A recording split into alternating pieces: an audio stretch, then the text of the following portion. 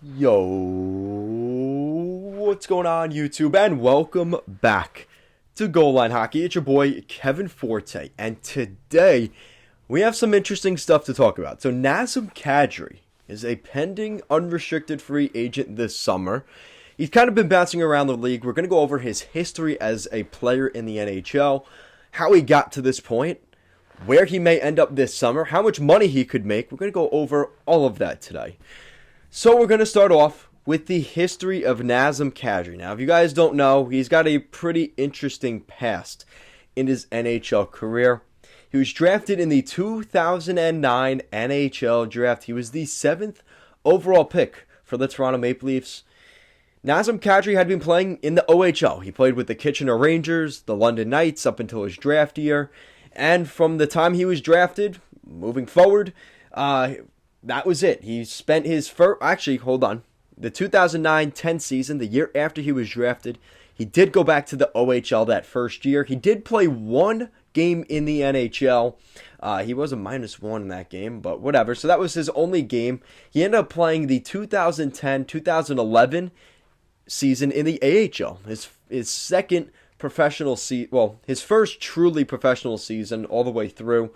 He played 44 games, and he put up some pretty good numbers. He put up 41 points in 44 games. That was enough for him to get called up to the big leagues. He played 30 games that first season in the 2010-2011 season, and he wasn't done, though, with his AHL career. It was still a struggle for him. That next season, he only played in 21 games that season for the Leafs. He put up less numbers, so there was some concern that maybe there was a little bit of a stint in his development. So for the next two seasons, actually the rest of the 2011-12 season, he spent in Toronto with the Marlies, where again, he gave you some promise. He put up 40 points in the rest of that season with 48 games with the Marlies in 2011-2012.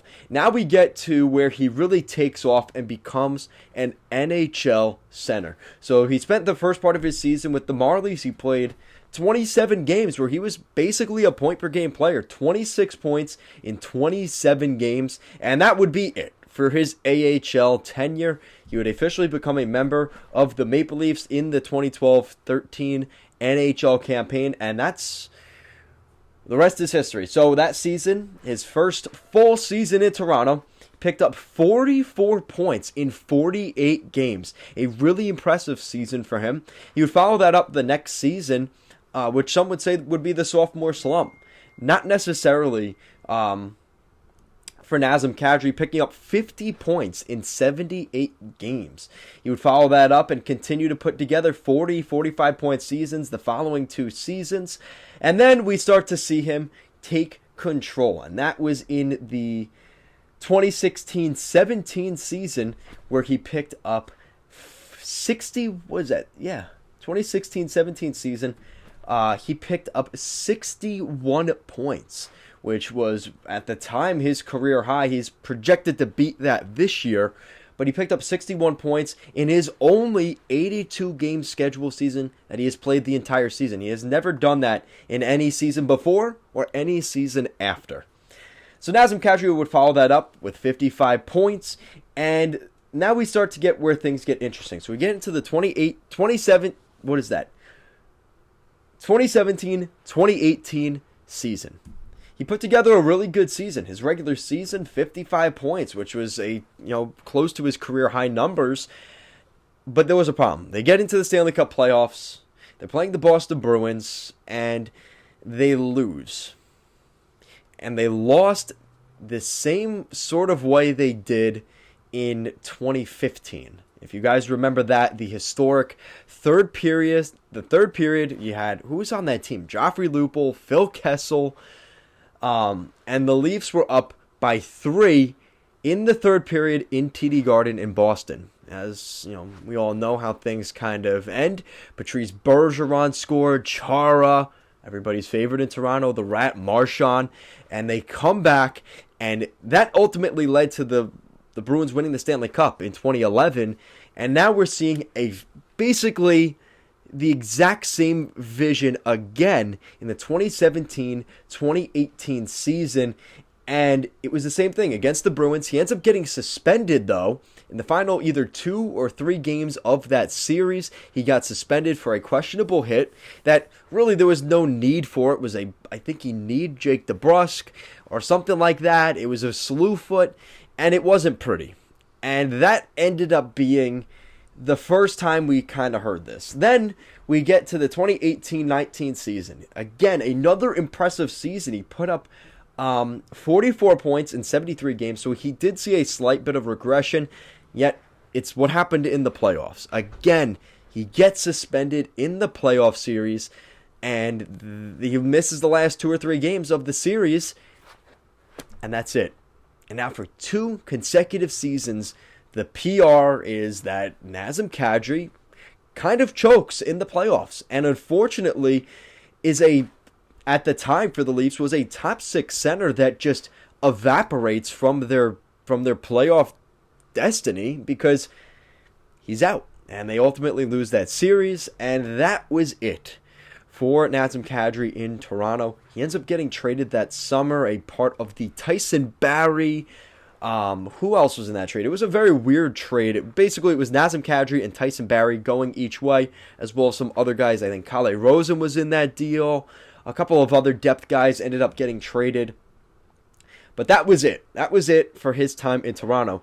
The next 3 seasons, which we are up to now, he has been a workhorse in Colorado. 36 points in 51 games, his first season in Colorado. His second season, last year, his numbers dipped a little bit. He only got 32 points in 56 games. So there was some question like, damn, maybe this guy isn't that 50 to 60 point player.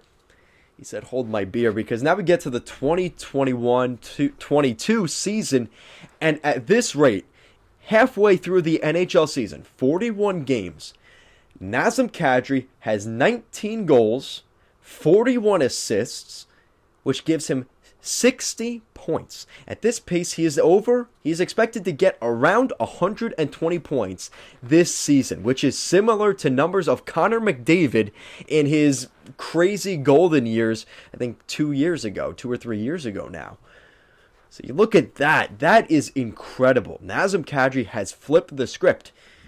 Now, it's in perfect timing, kind of coincidentally, as Nazem Kadri, at 31 years old, he'll be turning 32 in October. Kadri is set to become an unrestricted free agent. And his contract expires. He's making $4.5 million. That was a really good deal for the Avalanche. $4.5 million.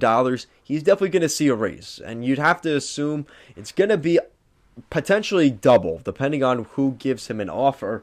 So Nazem Kadri. That is the story of Nazem Kadri. Now we get to where he's at right now. So this is where we talk about the near present and the future of Nazem Kadri. So this is the first report from Elliot Friedman. Friedman believes that the Flyers will have interest in Nazem Kadri if he hits free agency.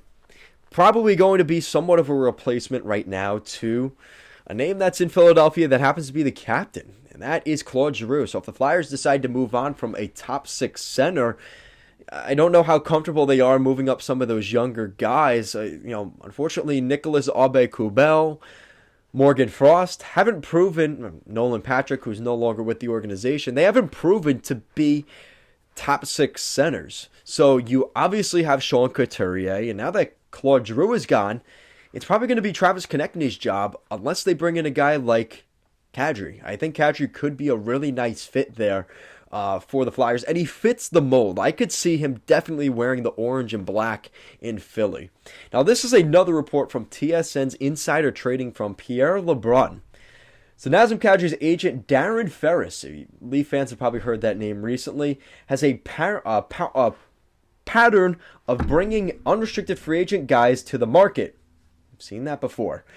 That's the plan right now with Ferris and Kadri. Idea is to see what other teams have to offer and what kind of interest there is. Then circle back to Colorado after that period. So basically, a week before free agency, I think it's the first week of July, we're going to see Nazem Kadri and his agent get offers from other teams, and it's completely legal. It's allowed by the league, and he's going to kind of start to field offers. All right, this team's giving me $9 million on an 8-year deal, or it could only be $7 million per season on a 7-year deal. This one's offering me 6 years at $12 million. So those are the kind of things that we're going to look at over the next couple months. I think he wants to see what is his market value. What is his value?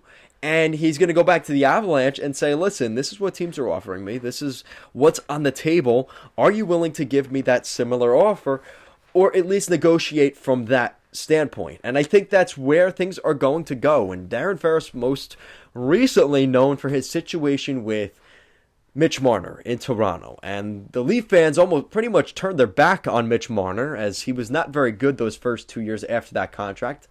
We're seeing how right now he looks pretty damn good. But he's getting paid a lot. He's getting paid $11 million per year on a fairly short-term deal.